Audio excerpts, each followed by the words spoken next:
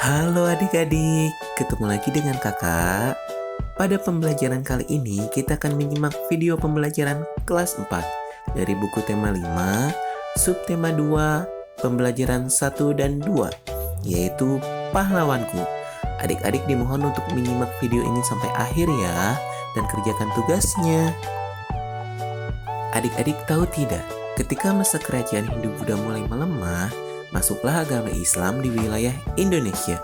Siapa yang mempunyai peranan penting di masa kerajaan Islam? Yang pertama adalah Sultan Hasanuddin. Sultan Hasanuddin ialah raja dari kerajaan Islam Guatalo di Makassar, Sulawesi Selatan. Oleh Belanda, ia dijuluki ayam jantan dari timur karena kegigihan dan keberaniannya melawan Belanda. Ia membela kepentingan kerajaannya dan kepentingan rakyatnya dengan gigih. Ia berusaha menegakkan kedaulatan dan memperluas wilayah kerajaan. Ia berhadapan dengan Arupalaka, Raja Bone yang dibantu oleh Belanda. Sultan Hasanuddin dikenal arif dan bijaksana. Beliau merasa sedih karena harus bertempur melawan keluarga sendiri. Arupalaka sudah seperti saudara kandung sendiri. Sultan Hasanuddin mempertimbangkan bahwa pertumpahan darah di kalangan orang Makassar dan Bugis harus segera dihentikan.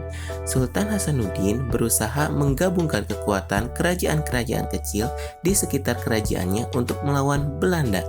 Karena perjuangan dan jasa-jasanya, nama Sultan Hasanuddin diabadikan sebagai nama jalan dan universitas di Makassar, Sulawesi Selatan. Pemerintah bahkan menganugerahkan gelar pahlawan nasional kepada Sultan Hasanuddin. Setelah wafat, Sultan Hasanuddin dimakamkan di Kompleks Pemakaman Raja-Raja Goa di Sulawesi Selatan. Kompleks pemakaman raja-raja merupakan peninggalan sejarah yang perlu dijaga kelestariannya. Kompleks pemakaman ini pun dijadikan objek pembelajaran sejarah bagi bangsa Indonesia. Yang kedua adalah Sultan Iskandar Muda. Sultan Iskandar Muda adalah raja dari Kerajaan Aceh Darussalam yang memerintah tahun 1607 hingga 1636. Pada masa pemerintahannya, Aceh Darussalam mencapai puncak kejayaan. Aceh Darussalam menjadi pusat perdagangan yang ramai. Sultan Iskandar Muda sangat menentang penjajahan. Ia menolak keinginan Belanda untuk memonopoli atau menguasai perdagangan di wilayah kerajaan Aceh Darussalam. Yang ketiga adalah Sultan Malik Al-Saleh. Sultan Malik Al-Saleh adalah pendiri dan raja pertama kerajaan Samudra Pasai. Sebelum menjadi raja, dia bergelar Merah Sile atau Merah Selu. Sultan Malik Al-Saleh adalah putra Merah Gajah. Diceritakan Merah Selu mengembara dari satu tempat ke tempat lain. Akhirnya dia berhasil diangkat menjadi raja di suatu daerah yaitu Samudra Pasai. Merah Selu masuk Islam berkat pertemuannya dengan Syekh Ismail, seorang syarif Mekah. Setelah masuk Islam, Merah Selu diberi gelar Sultan Malik Al-Saleh atau Sultan Malikus Saleh. Yang keempat adalah Sultan Agung. Sultan Agung adalah raja kerajaan Mataram Islam yang memerintah pada tahun 1631 hingga 1645. Sultan Agung dikenal sebagai seorang pemimpin yang menentang penjajah Belanda. Sultan Agung berusaha keras untuk mengusir VOC Belanda yang telah menduduki Batavia. Namun, penyerbuan ini mengalami kegagalan. Pada masa pemerintahan Sultan Agung, Mataram Islam mencapai puncak kejayaan. Yang kelima adalah Raden Patah. Raden Patah adalah pendiri sekaligus raja di Kerajaan Demak pada tahun 1500 hingga 1518.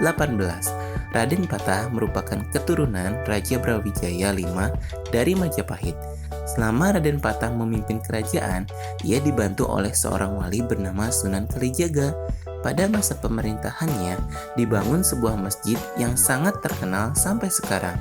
Masjid tersebut adalah Masjid Demak. Pada tahun 1518, Raden Patah wafat. Ia digantikan oleh Pati Unus. Setelah kita mengenal raja-raja pada masa kerajaan Islam di Nusantara, Materi selanjutnya adalah sila kelima Pancasila, yakni keadilan sosial bagi seluruh rakyat Indonesia. Makna sila kelima adalah adil, bukan harus sama, mau bekerja keras, mengakui kedaulatan bangsa sendiri dan bangsa lain, serta menganggap bangsa sendiri sederajat dengan bangsa lain. Lalu, apa sih makna simbol sila kelima Pancasila? Yang pertama, adil, bukan harus sama. Yang kedua, mau bekerja keras. Yang ketiga, mengakui kedaulatan bangsa sendiri dan bangsa lain. Yang keempat, menganggap bangsa sendiri sederajat dengan bangsa lain. Pertanyaan selanjutnya, jelaskan arti dari simbol tersebut. Jawabannya, padi dan kapas melambangkan sila kelima Pancasila, yaitu keadilan sosial bagi seluruh rakyat Indonesia. Padi dan kapas dapat mewakili sila kelima, karena padi dan kapas merupakan kebutuhan dasar setiap manusia, yakni pangan dan sandang, sebagai syarat utama untuk mencapai kemakmuran. Hal itu sesuai dengan tujuan utama dari sila kelima. Lalu, bagaimana hubungan makna sila kelima dengan simbolnya? Jawabannya, padi dan kapas melambangkan kebutuhan dasar manusia. Padi melambangkan kebutuhan dasar untuk makanan pokok dan kapas kebutuhan dasar sandang. Lambang ini bertujuan memberikan kebutuhan dasar setiap bangsa Indonesia secara merata dan adil. Dan pertanyaan yang terakhir, sikap apa yang sesuai dengan sila kelima Pancasila? Yang pertama, menjunjung tinggi semangat kekeluargaan dan gotong royong. Yang kedua, peduli terhadap penderitaan yang dialami orang lain. Yang ketiga, tidak melakukan perbuatan-perbuatan yang merugikan pihak umum.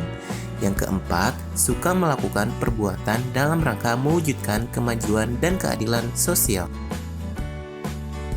Yang kelima, mengembangkan perbuatan-perbuatan yang luhur yang mencerminkan sikap dan suasana kekeluargaan dan kegotong royongan.